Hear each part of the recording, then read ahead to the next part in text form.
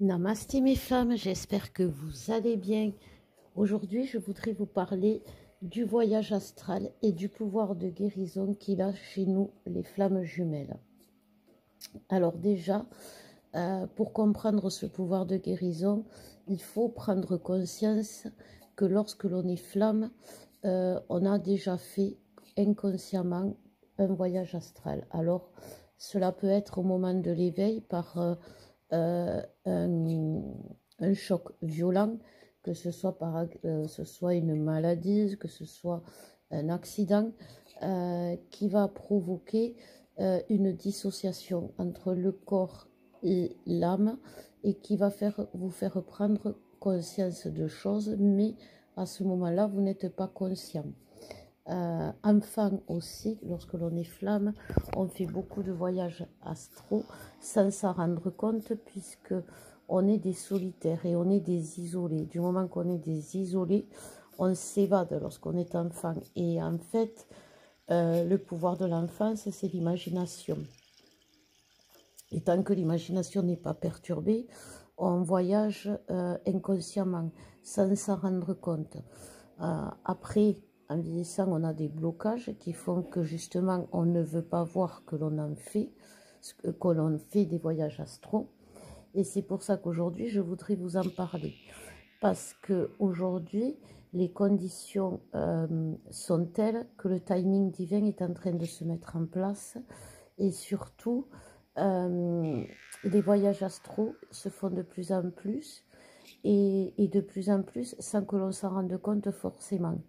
Et c'est important de s'en rendre compte parce qu'il y a un travail de protection à faire lorsque l'on voyage dans l'astral. Puisque lorsque l'on voyage dans l'astral, sans s'en rendre compte, on ne sait pas où on va, on ne décide pas où on va. Donc on peut croiser des énergies toxiques qui se greffent ou qui s'impriment sur nous, sur nos corps subtils ou sur notre âme, et qui fait que lorsque l'on revient, on se retrouve, alors c'est souvent le matin, parce que c'est souvent la nuit que l'on fait des voyages astraux, on est beaucoup plus fatigué, ou on est énervé sans savoir pourquoi, ou on commence la journée en se disant c'est mort, c'est une journée, voilà, on est dans le négatif, voilà. Donc c'est pour ça qu'il est important de se protéger.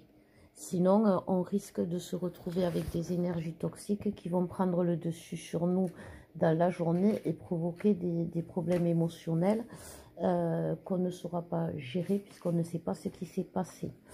Donc voilà, aujourd'hui, si les conditions sont réunies, c'est parce que déjà le taux vibratoire de la Terre monte.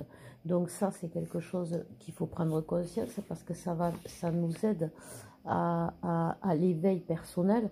C'est jumelé, c'est effet miroir. Notre éveil personnel que l'on fait depuis qu'on a pris conscience justement qu'il y a autre chose que le corps terrestre, que la matière, fait qu'on a monté le taux vibratoire de la Terre.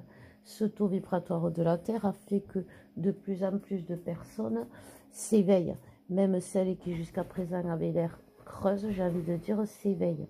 Plus les réunions dans la matière des couples sacrés qui créent des énergies et qui fait monter le taux d'amour et le taux de lumière, fait que tout ça réuni a levé le voile entre l'invisible et le visible et fait que les voyages astraux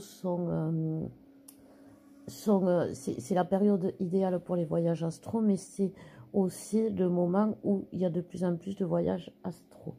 Voilà, donc pourquoi je vous en parle aujourd'hui? Parce que si l'on fait des voyages astraux, ce n'est pas pour rien, c'est pour guérir. Et pour guérir quoi?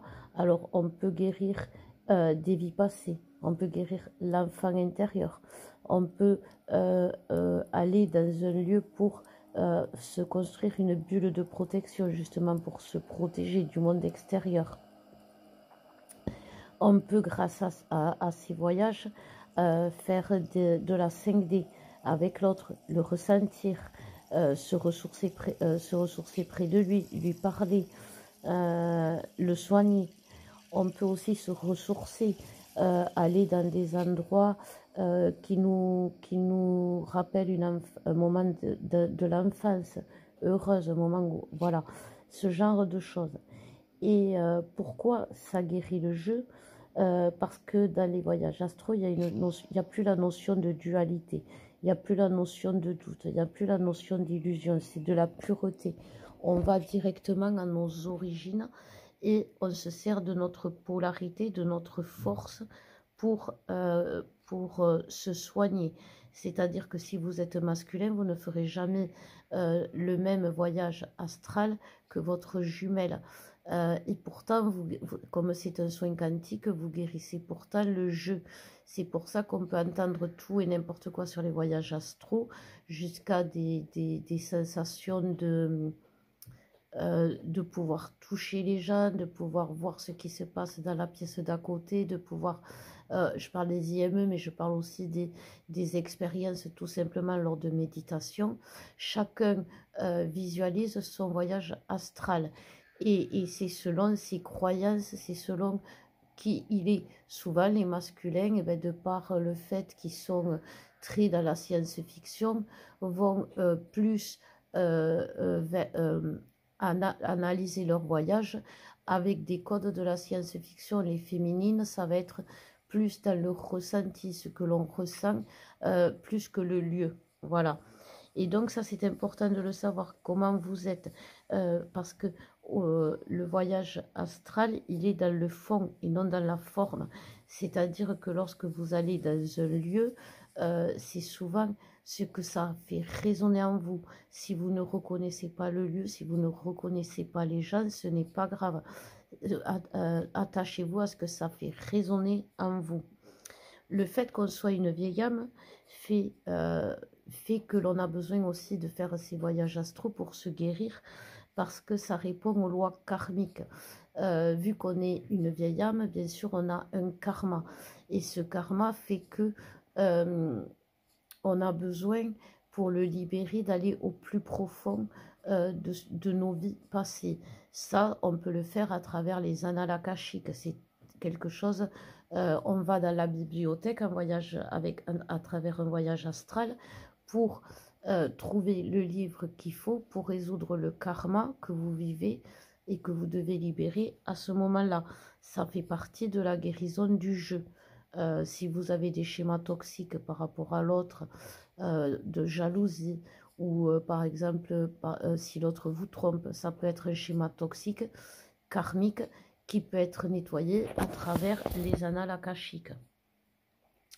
Et aussi, le voyage astral fait vibrer des énergies. Tout ce qui est en mouvement, tout ce qui se déclenche, même si c'est par l'imagination, déclenche des énergies. Et donc, ces énergies guérissent. C'est pour cela qu'aujourd'hui, même si c'est le moment idéal de faire des voyages astro, il est important de les faire bien. On ne peut pas se permettre de faire un voyage astral sans être pour la première fois accompagné, parce que c'est perturbant, parce qu'il faut savoir où on va, comme je vous disais, il faut savoir se protéger et il faut connaître certains codes comme bien sûr la protection, mais aussi où aller. Par exemple, pour l'enfant intérieur, si vous voulez guérir l'enfant intérieur, par exemple, nous, on propose une hypnose régressive dans une vie où c'est une vieille chamane qui va vous guérir l'enfant intérieur à travers un voyage astral qu'elle va vous proposer au fin fond de vous-même, où vous allez pouvoir parler, entendre, écouter, discuter, réconforter, guérir votre enfant intérieur. C'est un véritable échange qui se fait justement à travers le pouvoir chamanique, à travers la rencontre avec la vieille chamane qui garde les portes justement de l'enfance. Si vous voulez faire la bulle de protection, c'est par rapport à un lieu qui va vous parler. Et ça peut être justement par rapport à vos vies passées. Et tout ça, c'est quelque chose qui va guérir le jeu pour faire bien sûr avancer le nous deux. et aussi pour comprendre le nous deux. Parce que par exemple, si vous faites les annales akashiques, vous pouvez aller visiter les vies où ça a foiré avec votre autre pour pouvoir les libérer les vies de passé où ça a foiré, libère les blocages d'aujourd'hui et les schémas toxiques.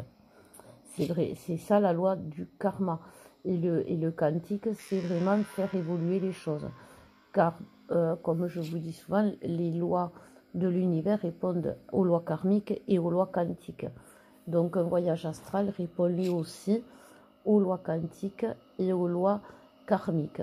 C'est pour cela que quand vous faites des voyages astrales, vous guérissez le jeu à travers des libérations karmiques et à travers justement un soin quantique qui dans la matière peut, comme ça libère des blocages, peut vous permettre de trouver un travail, d'améliorer la situation avec l'autre, de permettre à l'autre aussi de se libérer de ses tierces.